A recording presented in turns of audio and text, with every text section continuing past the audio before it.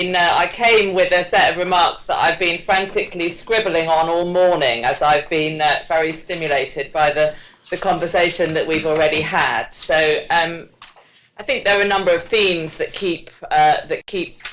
we're going to keep coming back to during this whole day about essentially thinking about the trade-offs between the sort of potential benefits and the risks inherent in this new data economy, and that's very much the theme of what I'm going to talk about as well.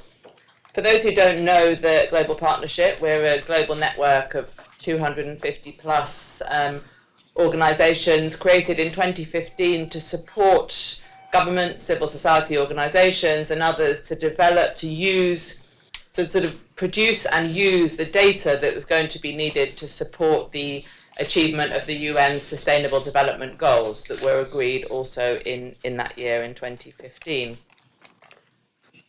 As the CEO of the Global Partnership, of course, nowadays I'm a very respectable bureaucrat and I spend my time at Davos occasionally and hanging out with governments, with international organisations like the World Bank and the UN and so on. But I have a secret past as a civil society activist and advocate, and as I was thinking about what to say today, I found that it was that I kept coming back to and thinking about this issue, not so much from the perspective of sort of specific problem-solving challenges within government, but more broadly in terms of citizens. What do we want globally, together, collectively, from this new data economy, and what are the responsibilities of governments in particular to deliver that to their citizens?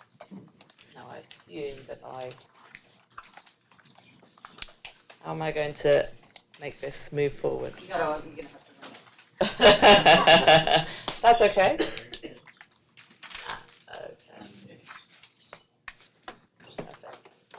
Okay, thank you very much.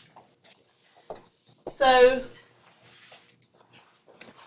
one of the ways of sort of framing the question that I think was the sort of question was the title for this event today is to ask how governments should be leading in this new age of data, of data and digital technology. What is it that we collectively want and deserve from governments when it comes to how our personal information is managed by those who hold it, whether public or private, for the public good? And of course, we're speaking here today as data experts, or those who are involved in different ways in the management and the use and the governance of data, but also very much from the perspective of people within the development community. And I'm defining development here as those people who are involved in an international effort which is focused on collective action to benefit specific countries and people, those poorest people, poorest countries in the world. So what is the sort of collective effort which we need to make as people who are involved in that enterprise when confronted with this new world of data and technology? And what specifically are the things that as advocates and as sometime campaigners we should be expecting from governments as they try to solve these problems and act in the public good?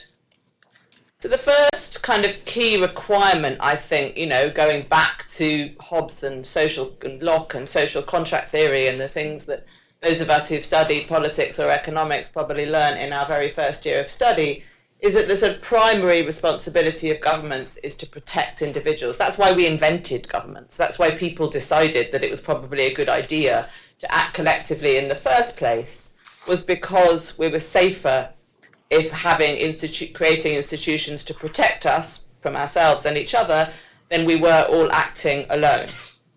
So what is it that we want governments to be doing for us in this new era of data? Well, of course, governments should be about fulfilling the rights and the desires of individuals so they can live and thrive together. And let's remember that data is at heart, it's made by individuals. Data, whether that's created by a person answering survey questions about their life, or a person making a phone call or moving around the world and being observed by satellites, data is made by individuals.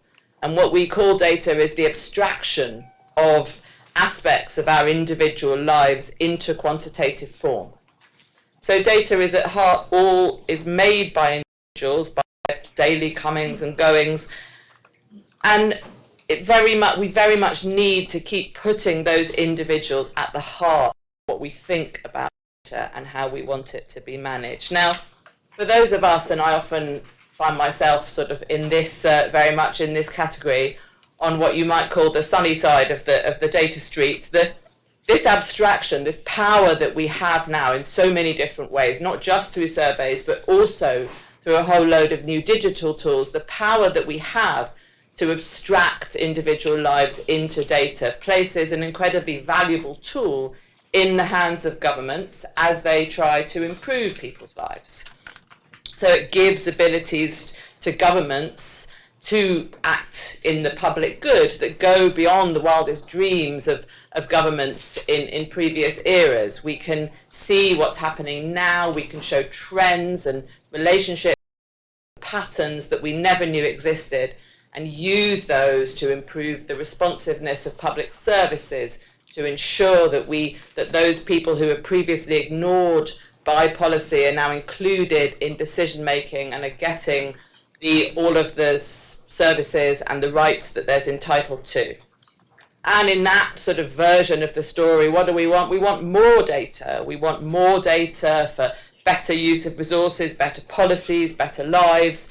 And we want data that truly includes and reflects all individuals within a society. We want to put a huge amount of effort in making sure that everybody's lives are included in the data, so that governments can deliver services to them, so that companies can develop products for them, so that everybody can get the benefits of being included as a citizen of society. So in that version of the story, the task of data for development is just to find better and better ways to abstract lives into data. Let's use all the things that we have. Let's use surveys, let's use mobile phone records, let's use satellite imagery, and let's create tools with that. Let's make sure that we're kind of finding 100 ways to paint a more and more fine-grained picture of society, and then let's use that in 100 ways to improve people's lives. Let's kind of feed the data in and watch better lives come out. So for those of us on the sort of, it's a caricature, clearly, and people have a far more nuanced view of the world than that. But for those of us on the kind of optimist side, that's the task here. That's the answer to the question of data as the development issue. How can you use data to bring development? It's a resource that needs to be deployed. The picture that we have in our heads is good governments doing good with data for a population that is themselves actively engaged in using those same tools for a kind of dynamic accountability and feedback. And I don't want to suggest by the tone of these remarks that I doubt that. There are lots of cases where that works. We see that work. We see that in the work that we do in the Global Partnership. We're working in Sierra Leone, where the government is using data on environmental changes to protect the mangrove forests in order to prevent a repeat of the devastating mudslides that killed thousands of people. Anyone working in the health sector, which has in a lot of ways led this enterprise, will know that there are a million different ways in which better data has led to huge improvements in the delivery of health services around the world. The vaccination programs run by Gavi that have saved hundreds of thousands of lives are facilitated by better data on who people are, where they live, and what they need. So I don't want to suggest that this story is never true. It's absolutely and often true. But if it's all about individuals, you can't do good for people with data if it means doing it in a way that they don't want. And I think there is, and I think we probably all have to acknowledge this, a sort of history in the development sector of seeing technology, of sort of reaching for technological solutions and thinking that we know best. We have the technology, we have the skills, we know what people need, we know what people want, let's deliver it to them and everything will be fine.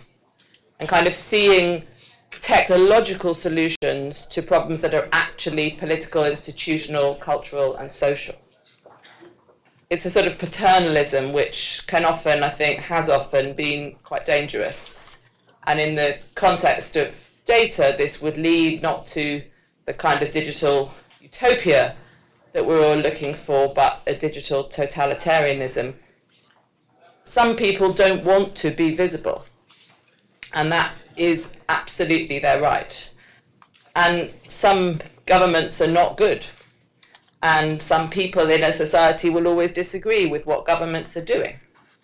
So uncovering the kind of interests of individuals in society, saying we know what's good for people and we know how data can help them to get that, is not actually always easy and obvious. To pick up on Stefan's example of the bus timetable that he just used, absolutely it's great for citizens it's great for people if they can use an app to discover when the bus is coming, but that same app also by definition reveals their location. So if the government gets hold of that before the bus comes and sends a police car to take you away, not so great.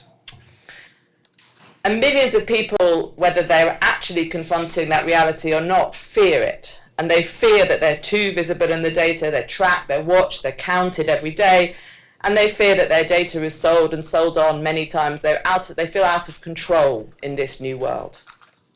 And of course, we know that governments who want to undermine freedoms can and are using personal data to identify and oppress their critics, to deny their rights, and sometimes just to discriminate against whole groups when it comes to access to services or other kind of essential functions of government.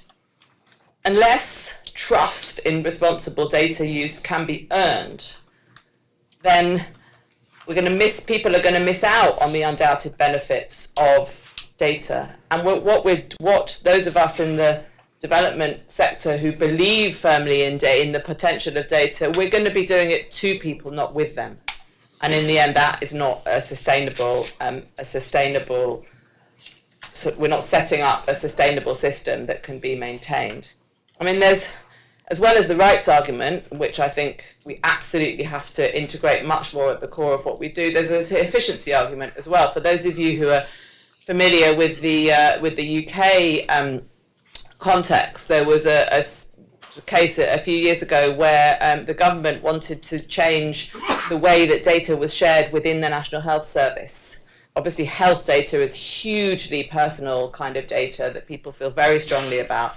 And the government proposed to set up a sort of easier system where data could be shared more easily between different sort of parts of the system, different providers and so on within the NHS. And I think this was seen as the government approached this as a fairly technical enterprise. Let's just do this. It's quite obvious. It's who could possibly disagree with that? Well, they found that a lot of people disagreed with that. There was a huge campaign against it, and in the end, what probably would have been a very sensible reform would absolutely have enhanced health research for sure, and probably led to innovations in delivery, didn't happen because people didn't trust it. And in the end, a democratic government has to confront that reality. It's going to prevent. There's a very strong efficiency argument for thinking hard about what people want rather than just what we think they need when it comes to data as a development issue. So, absolutely, when it comes to the role of governments in this new data economy to protect and support and enhance the rights of individuals, more granular, more timely data can be used. It can be used to drive innovations, it can be used to make governments better, it can be used to make people's lives better. But that has to be done with people and not to them. And sort of for all of our sakes, particularly, as a development sector, we have a responsibility to sort of think about the very poorest and the most vulnerable people in the world as we embark on our research or our policy innovations or our experiments. That's kind of what we signed up for.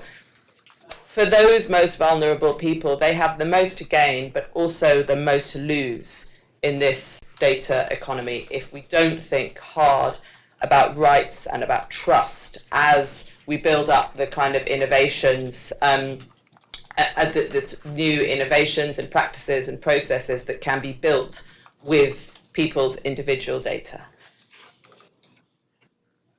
And too often, I think, in the development sector, we're quite prone to seeing data and the sort of use of data as a technical issue, as an issue of pilots. You know, we want to kind of do an experiment. Does it work? We ask. You know, use case is a particular phrase that bugs me enormously.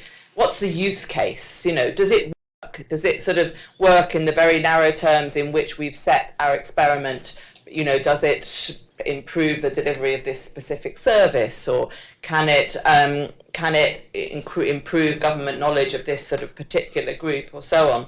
This encourages us, I think, to think of data and technology as a thing. But I would argue that when it comes to the use of data to enhance individuals' rights, we need to see data as a process, not a thing. The question shouldn't be, does it work? But the question should be, does it improve, this is not as snappy as does it work, does it improve people's lives as they see it? And is it worth the investment over the long term? I think, you know, the world of data for development is littered with pilots. As Stefan again said, we're often doing the same thing again and again. Things don't become institutionalized.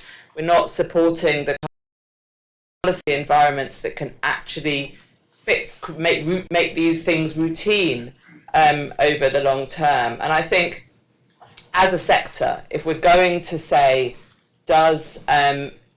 how do governments fulfill their most basic role and protect and enhance the rights of individuals in this new data landscape, we have to see data much more as a process, as a political issue, as an institutional issue, not as a technical quick fix kind of thing.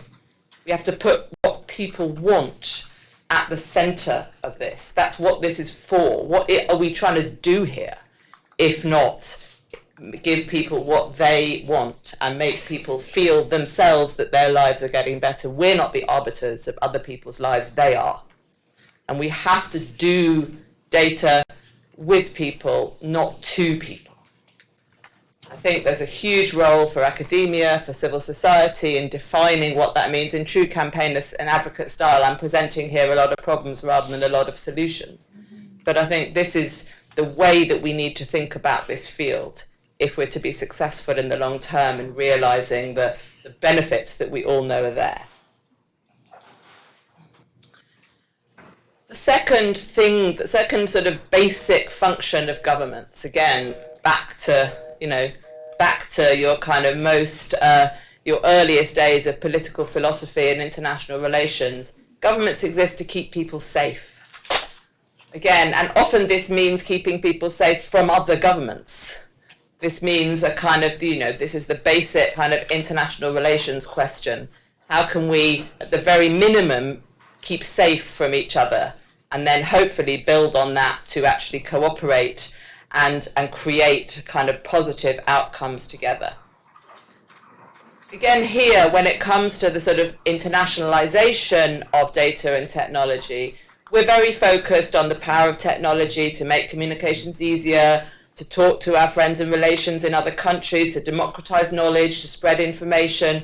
We focus very much on, what can we do to enhance the global spread of digital technology and connectivity. We worry quite rightly about the just under 50% of the world who are still not connected to the internet and with all the benefits that it can bring. But, of course, we have to also think about what is the connectivity that we're creating. The same ease of communications enables those with malicious intent to influence our democracies, to spread lies that generate suspicion and hate. I'm talking to you on the day that my country, the UK, leaves the European Union, so these things are feeling pretty close to home today. And these are issues that cut across national borders. The big data companies, as we've heard already today, are supranational. The applications of data are too. And this means that individuals in one country are able to use data to influence the affairs of another country through interference in elections, through what people post on Facebook, to all kinds of things. And it's only through cooperation that we can have collectively the benefits of this interconnected world, which we all experience every day, while controlling the dangers.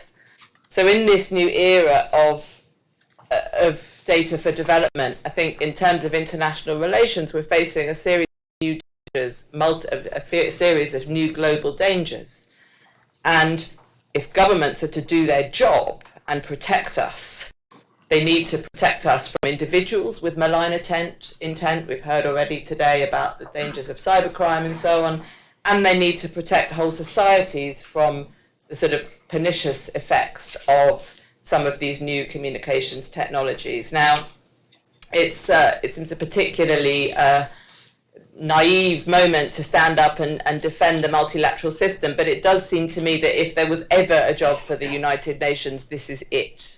Again, this is exactly what it was created for. If you were writing the Fundamental Charter of the United Nations, if you were writing the Universal Declaration of Human Rights today, you would include this stuff in it for sure. And while I'm certainly not suggesting that we go back and rewrite either of those two documents, I think we have to see that this has to be a fundamental thing that we as citizens of governments demand that our governments think about together and collectively today. And again, for the development sector, and again, thinking back to my sort of previous life as an activist, the development sector's got a long history of campaigns on global issues. And I think it's where sort of global solidarity has been most impressive, where we've campaigned on trade, we've campaigned on financial flows, we've campaigned on issues where governments in the north are affecting the outcomes for people and governments in the south. And this, I think, opens up a new frontier in that sort of global solidarity and global activism. We have to be thinking about the digital, the sort of world of collaboration and cooperation between governments that we should be expecting of them now in this global age. Finally, what's the last thing that we expect of governments, that we need, probably not the last thing, the third thing in my talk, that we expect of governments is to balance competing economic interests. Governments are there as regulators of the economy to balance competing interests. And of course, data and technology are changing, as we've already heard, the balance of risks and rewards in our economies. New ways of organising work, the gig economy, it's a big political issue in the UK at the moment, made possible by the ability of companies to capture and organise data for millions of workers and millions of consumers and match supply and demand in real time and organise work on that basis.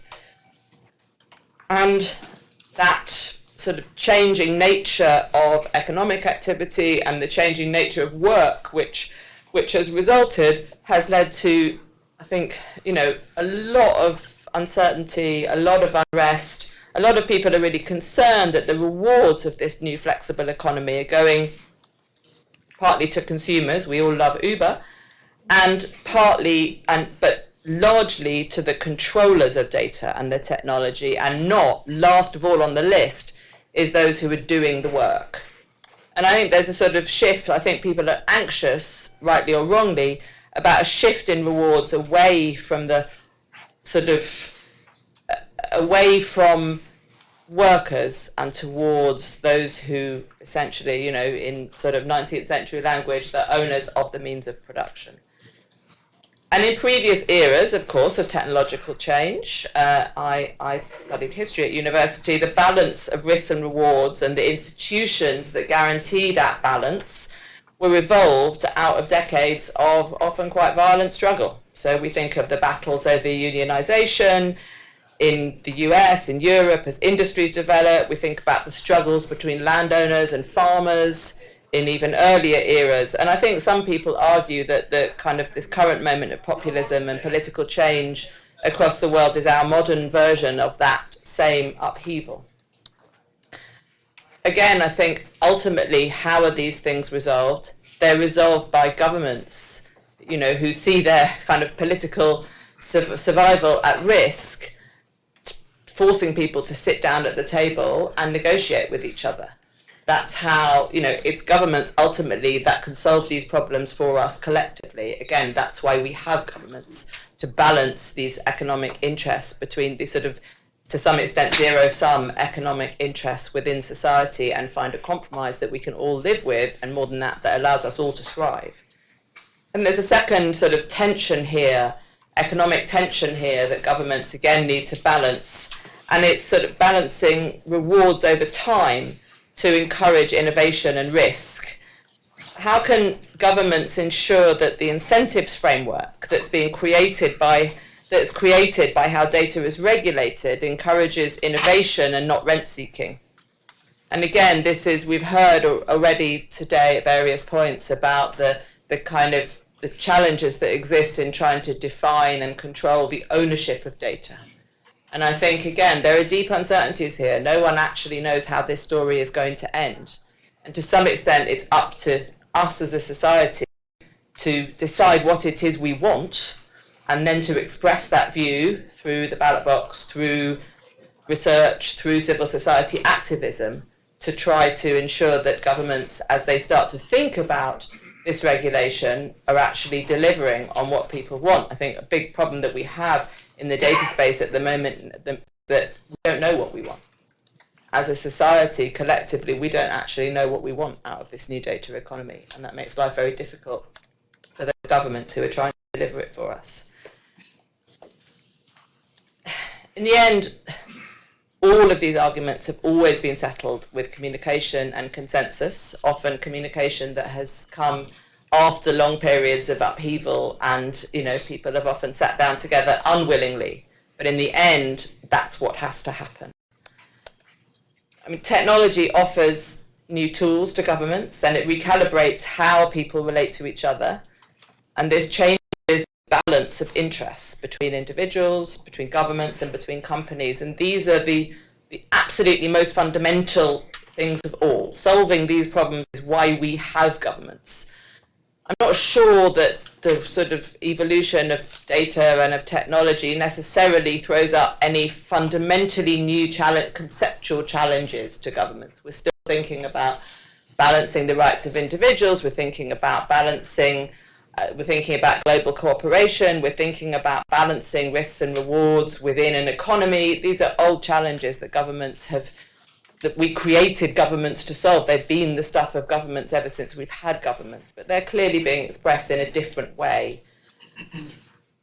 I think the danger here, the sort of nightmare scenario, of course, is that governments fail to act. And then what we're seeing in some countries will become the norm, that technology kind of enters into the cracks in our societies, and it entrenches inequalities, it worsens global tensions, and it gives power to those who are in this unregulated environment prepared to use it in the most unscrupulous and aggressive and dangerous ways. This is not this is not destiny. There are choices here to be made. And I think that, the story of our societies suggests that governments in the end will get to grips with these challenges when we make them. But at the moment, I think it's probably fair to say that with a few exceptions, they're not. Some governments are getting to grips with privacy a bit. Some legislation is being created de facto by legal cases over rights at work, etc., etc. I don't think we're seeing a kind of a sort of sense of what it is that governments are trying to do here. And I think that's partly, as I said, because we as a society don't know what we want. What worries me about the way that this conversation is at the moment happening in the development sector is it's happening in a very fragmented way. You have people who are worried about rights over here. You have people who are very much see data as a sort of technological challenge over here. You have lots of different communities dealing with different parts of the question that are not really talking to each other. It's very much the global partnership to some extent was created to be the sort of pipework that connects these conversations. It's what we're trying to do in our way, in the sort of particular context in which we work. But I think as long as we continue to see data as a sort of technical challenge and an issue of pilots and experiments, we're being kind of blinded by the technology. We are, for those of you who are familiar with the idiom failing to see the wood for the trees, that I think politics and economics is being reshaped by these new technologies, like it or not. And to some extent, the development sector is, I think, at the moment being left behind by a failure to see the bigger picture. So I think civil society and academia have to lead here. They're the ones who have to do the research, create the kind of social context within which governments will have incentives to act. So I'm very happy to be here today, and thank you very much.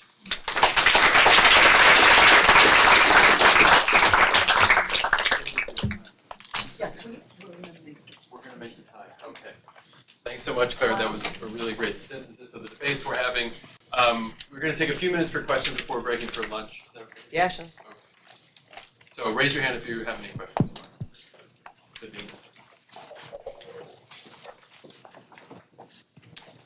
Thanks. That was a really wonderful reflection.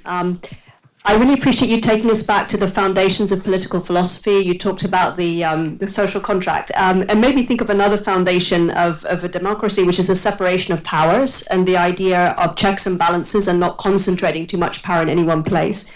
If information and therefore data is power, we're seeing it being concentrated, albeit in either private sector actors or government actors, or perhaps both of them in tandem in some way, acting together. It seems to me we have potentially a problem of omniscience. I mean, for the first time, it's possible for someone to know everything about everything, and that can't be right. From that's going to create absolute power with endless. So how do we handle that? Is there a sort of separation of powers analogy for data, and how do we want to have interoperability and sharing and pooling of different sources, but we could rapidly get into a place where too much information is in a single pair of hands. So maybe we'll take Thank two more. you, yeah. Hi, thank you. Very interesting. I'm a professor of public administration, so I love your emphasis on government and governance. My question is this: I recognize that you were painting a picture of a typology with extremes, right? But of course, the world is much more complicated than that, and so I have one word for you, right? Vaccines and autism, misinformation. I guess that's 3 words. So are there champions, and who are the champions at the international level who are going to be willing to take the legitimacy risks to say, no, I'm sorry, we need to do this for the public good? Thanks. Anyone else before we break for Anthony?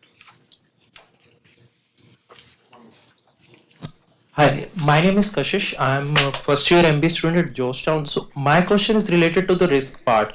So we all know that there are risks associated with the actions government will take, but is there a way we can minimize those risks? Because there are a lot of vested interest in every action.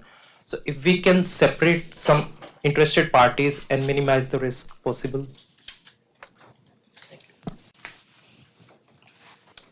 Okay, thanks. Quite different questions. In terms of the separation of powers, I mean, I think there's some sort of beginnings of some kind of, institutional innovation there. In the UK, we have an information commissioner whose job it is, which was a sort of post that was created by government, but to be somewhat sort of separate from government as a, to kind of rule on whether the kind of collection of and use of data was sort of in the public good, and whether the information that's being collected is proportionate to the problem at hand and the use that's being made of it, and so on. And I think the example that I talked about, the care.data, really did make people kind of sit up within the UK government at least and look at some of those kind of institutional innovations. I think coming back again to national statistical offices have always had a sort of position in government of being somewhat sort of in government but not of it, and having partly the role of sometimes telling governments things that they don't want to hear and having that institutional independence. So it's not too big a step to think about how, as the sort of systems of data governance evolve, that kind of beginnings could be turned into a stronger and more independent role. If we manage to have independent judiciaries, then we can probably manage to have independent sort of data commissioners or managers of data. We have to kind of think about how to do it, and then, you know, we have to decide that that's what we want. And that comes with a sort of recognition of the risks, as you say, of sort of omniscience, but also the, you know, the potential here.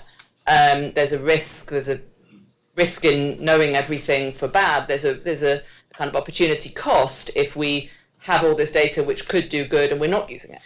So we need to sort of benefit, you know, we need to think about keeping those two things in proportion. In terms of the sort of champions and the public good and the vaccines and autism, I mean, I feel really torn here because, you know, I want to say, you know, sometimes we know what's good for people and we should just get on and do it.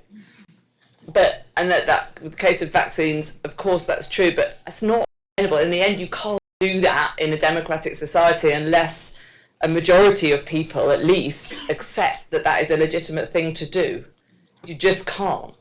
So I don't think there's any, however absolutely right we're all convinced that we are, in the end, if 99% of the population say we believe that vaccines cause autism, you can't vaccinate people at gunpoint. You have to take the long road and persuade people that you know, of the evidence, and that I just don't see it. There's no shortcuts here. I wish there were. It would make all of our lives much easier, but I just don't think there are. You know, and that's the world we live in, and that's democracy, really.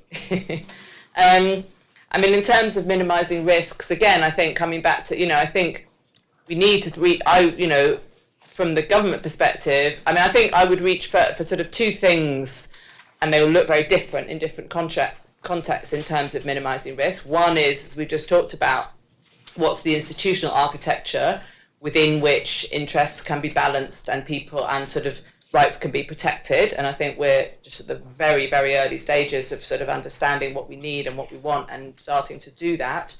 Another thing, and I think this is kind of the meeting point between all of these questions, is about education. You know, I think Manu talked about data literacy, you know, is people, you know, it drives me crazy, but people are kind of scared of numbers and they see data as some scary thing, and they kind of, you know, for some reason that I do not understand, we kind of have a sense that this is a kind of difficult, challenging thing. That shouldn't be. There's no reason why, you know, data is a different way of telling stories about a society. People are very comfortable with their society, with the kind of story of their society being abstracted in the form of word and reflected back to them in the form of words. And they feel able to look at a newspaper article or an academic paper that says, you know, this is the broad patterns in society, this is what it looks like, and say, I agree with that, I don't agree with that, I like this bit, I don't like that, this is what it means for me. For some reason, people find that when that same story is presented in the form of numbers, people kind of panic and reach for the off switch. And I think, you know, ultimately that is what will save us, is people being more confident with this and more able to judge for themselves what is right and wrong. And then it just becomes part of the sort of normal fabric of society.